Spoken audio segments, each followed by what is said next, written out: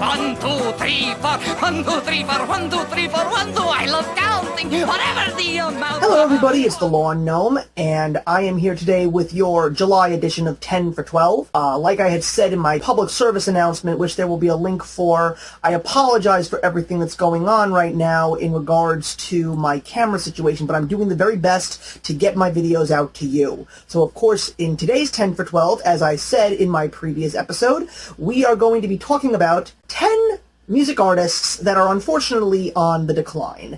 And this can deal with current artists, artists from way back when, what have you. I basically did some research because as much as I love my movies and my television, I love my music as well. So we will talk about these 10 bands and artists that I have chose that I feel really just need to call it quits. Number 10 is the grunge sensation Alice in Chains. Now, in the early 1990s, when music was wonderful, they were the pioneers of grunge music, alongside Nirvana and Soundgarden and Pearl Jam, what have you. And unfortunately, their lead singer met with an early death due to addiction and overdosing. And they got a lead singer, brand new, in the past 5 years, and they're making albums again. I feel that that's not the right thing to do. They were a certain band for a certain time, and to come back and just do a completely different sound, even though people seem to still like them, I really don't feel that they have a place at this point in time. Number 9, I want to give it to a band that's been around for years, and that's Aerosmith, and the only reason why I'm giving it to Aerosmith is just because of the fact that their time is done.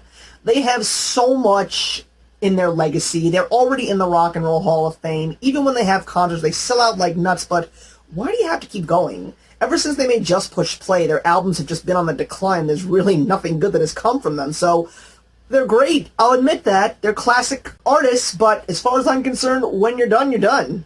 Number 8, I have to give it to Creed. Now, Creed was a sensation in the late 1990s. My Own Prison is probably one of the greatest albums ever recorded, but Scott Stapp is just a total douche canoe. Pardon my French. And when his bandmates decided to just let it go and take Miles Kennedy and to create Alter Bridge, that was wonderful. But why did Scott Stapp just have to say, hey, I'm bored or I'm broke and I just need to do another Creed album, let's get together and do this again? I don't know. Scott Stapp, I don't really care for you. I appreciate what you gave us in the past, but to just go out and do a 4th album, now you want to keep doing more Creed albums while Alter Bridge is a much better band and a much better rock sensation, we don't need you. Let Sleeping Dogs Lie. Number 7, I give it to Staind. Now, Staind started out as one of the members of nu metal and then went on to show us how brilliantly talented their vocalist Aaron was. If you listen to 14 Shades of Grey, Zoe Jane is probably one of the best songs I've ever heard from that band. But recently they made a new album. They went back to the old style, the hard stuff. Why? I don't know if this is just like you wanted to go back to it because you missed it, or if it was just a freaking cry for help because of the album that you made last, which was not so great, and Chapter 5 really wasn't so great either. As far as I'm concerned, again, it's just like Creed. Let Sleeping Dogs Lie. Pick a sound and stick with it, or something to that degree. Number 6, I give it to the Rolling Stones. Now, they are God's pioneers, what have you, but when was the last time they had a really good album? Maybe 1981? I'm not so sure. As a Stones fan, all I have is 40 Licks. I don't have their stuff by the album. 40 Licks is the only Rolling Stones album you truly need to get all of their best songs in a collective set. Except for Time Is On My Side. But has anyone even purchased or had anything to say about the new album, Grr? Number 5, I want to give it to Limp Bizkit. They pretty much faltered after their 3rd studio album, so why do they keep coming back? And that's all that I'm going to say. Number 4, as great as she is, I give it to Madonna. Ever since 1998, she really hasn't given us something so groundbreaking. Ray of Light was a fantastic album. It really was. Frozen, The Power of Goodbye, great. Now, she's had a couple of good singles over the past couple of years, like Don't Tell Me and Masterpiece, but she really hasn't done such great stuff that are like real reflections from her past. I mean, you really think her American Pie remake was good? Please. She's been in this industry for over 40 years. She's pushing 60 now. When does it suddenly have to click in your head when my time is done, let my fans rejoice in what I've given them, and that's that? Number 3, I give it to Nickelback, just because of the fact that their first album pretty much sounds like all the other albums that they've made. Every song sounds the same. Chad Kroeger, I don't get you. I don't know what makes you so popular. You're literally giving us the same song over and over and over again, and every single time it's just so damn annoying. Stop! Number 2, I give it to Linkin Park, merely because of the fact that I look at Hybrid Theory and I look at Meteora. What's the rest of their career? Completely different. I don't like the sound. They're not hard anymore. They're not fierce. They're not in your face. Their first 2 albums were brilliant. A true piece of nu metal with a bit of hip-hop meshed into it with some techno. It worked.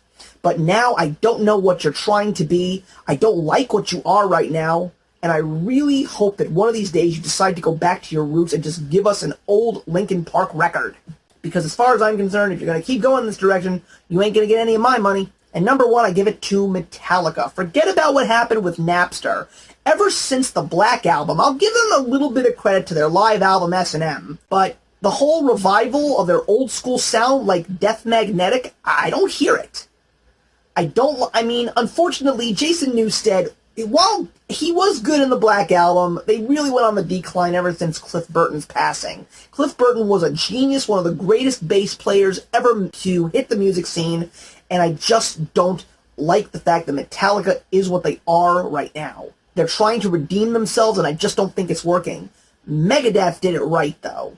And especially since Dave Mustaine was a part of Metallica, then he is just literally so happy knowing that he is the better band than Metallica, because that's been his lifelong goal, to be better than Metallica. Since Risk, which was an experimental album, he knew it wasn't good, he saw the sales lost, he does The World Needs a Hero, and then comes everything after that. The System Has Failed, United Abominations, Endgame, 13. Super Collider's a little bit different, but he's not selling out. He's just experimenting. And it's a so-so album. Where will he go? Will he keep trying to see if he can work on this progressive thing? Or will he just go back to the old Megadeth thrash sound like he did with The World Needs a Hero? But as far as I'm concerned, I don't know what's going on with Metallica, and as far as I'm concerned, I don't really care about them anymore. I think that they are one of the worst bands and a disgrace to heavy metal at this point in time. If you want to listen to some good Metallica, listen to Kill Them All the way to the Black Album, and that's what they should be, and that's what they should always be in my eyes. So that's it, everybody. I hope you enjoyed this rendition of 10 for 12. Hopefully we will have no issues with the camera as far as getting this video to you. And in August, you're going to be getting a very interesting 10 for 12. It was an inspiration from one of my favorite subscribers and someone who I am subscribed to, Dr. Hasline. He is fantastic. There will be a link to his channel. I'm going to give you guys the top 10 best movie intros. I am the Lawn Gnome. Actions speak louder than words.